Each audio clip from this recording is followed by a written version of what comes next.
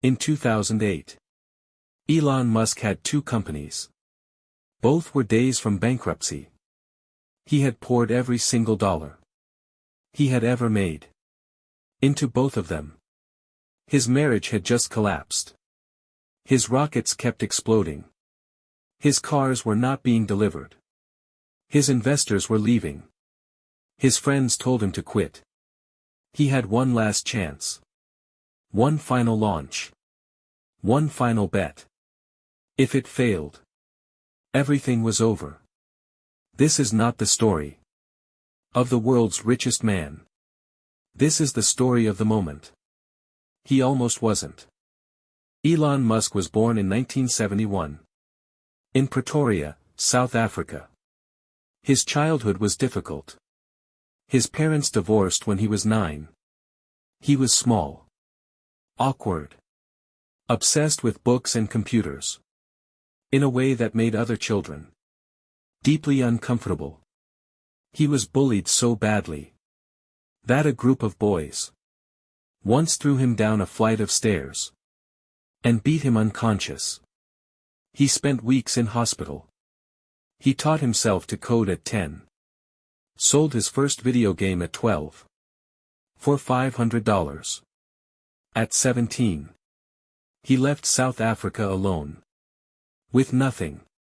He said, "I would rather die on Mars than live out my days doing nothing that matters." At 24, he arrived at Stanford for a PhD in energy physics. He lasted 2 days. Dropped out. And started a company instead. He was not built for waiting. He never has been. His first company was Zip2. A digital city guide. He and his brother Kimball slept in the office. Showered at the YMCA. Ate cheap food. Worked every hour they had. In 1999, Compaq bought Zip2 for $307 million. Musk's share, $22 million. Most people would have stopped there. Bought a house. Relaxed. Enjoyed it. Musk invested almost all of it into his next company. X.com, an online payments platform, which eventually became PayPal. When eBay bought PayPal in 2002, Musk walked away with $180 million. And immediately did the same thing again. He took almost all of it and split it between two companies. One to build electric cars. One to build rockets. His friends thought he had lost his mind. His financial advisors begged him to stop. He smiled and wrote the checks. 2008, the year everything went wrong. At SpaceX. The first 3 rocket launches had all failed. Completely. Each failure cost tens of millions. The money was almost gone. At Tesla. The first Roadster was years behind schedule. Suppliers were pulling out. Employees were leaving. The global financial crisis had frozen investment worldwide. Nobody was writing checks for electric cars or rockets. In the middle of a recession, Musk's personal finances were in freefall.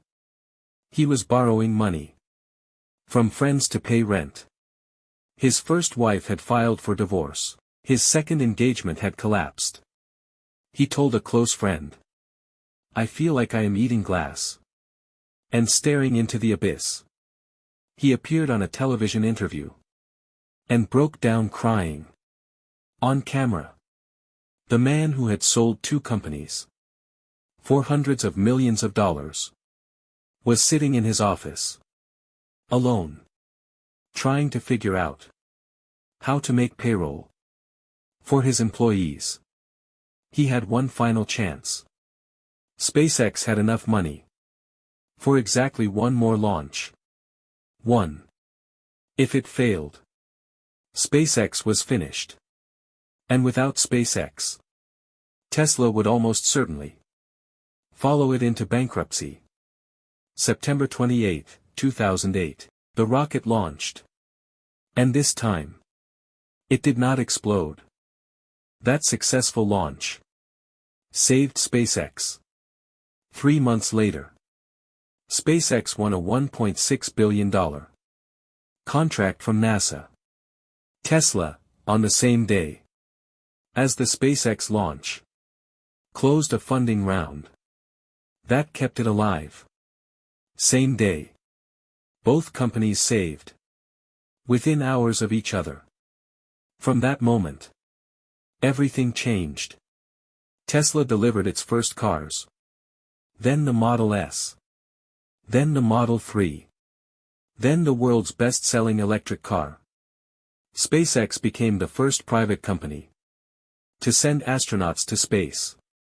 The first to land a rocket and reuse it. The first to do things that entire governments said were impossible. Musk bought Twitter, founded XAI, became the richest person in the history of the world. But here is the detail that matters most. On that night in September 2008, when the rocket finally worked, Musk gathered his employees and told them, "I am proud of you. This is one of the greatest days of my life." He did not mention the money. He did not mention the valuation. Elon Musk is not perfect. Nobody in this series is. He has made decisions that have hurt people, said things that have divided the world, run companies in ways that many people deeply disagree with. But none of that changes what September 28, 2008 teaches us. When every rational voice told him to quit, he did not quit. When the money was gone, he found more. When the rockets exploded, he built another one. The difference between the people who changed the world and the people who watch them is rarely talent. It is almost always the willingness to try one more time. This has been Untold Chapters. Subscribe. The next chapter is waiting.